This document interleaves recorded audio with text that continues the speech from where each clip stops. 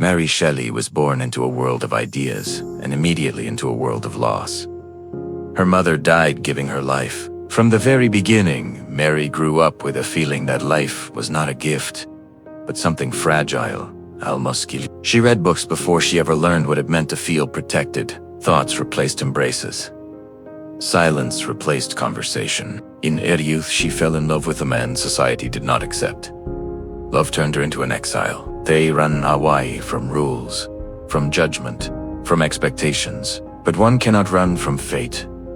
If you're still here, don't leave yet. The most important part is still ahead. Mary learned too early that love does not always save. Sometimes, it only deepens loneliness. She gave birth to children and buried them.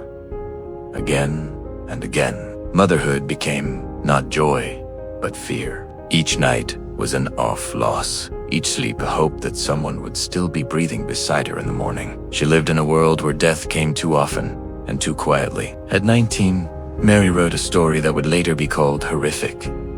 But she did not write about a monster. She wrote about what she knew best, about a being that longs for love and receives rejection instead, about a creature that never chose to be born, about the pain of being alive in a world that turns away. When her husband died, Mary was left alone with memory, with a child, and with the obligation to continue living. She was barely in her 20s. For many, life is just beginning at that age. For her, one of its most essential parts had already ended. She no longer sought storms. She learned how to survive in silence.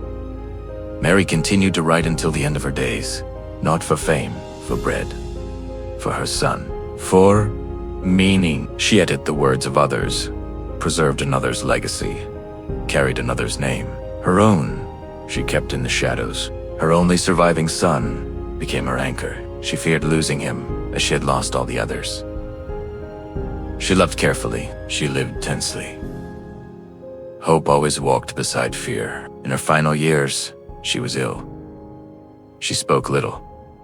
She complained less. The world remembered her for a book written in youth, but hardly knew the woman who lived a long, quiet, heavy life after it. Mary Shelley did not die as a writer of horror. She died as a person who learned the price of life too early. And perhaps that is why her story still speaks to those who feel like outsiders, to those who have lost, to those who continue to live, despite everything. Thank you for staying until the end. If this story touched you, there are more like it ahead. Subscribe, and we will continue listening together.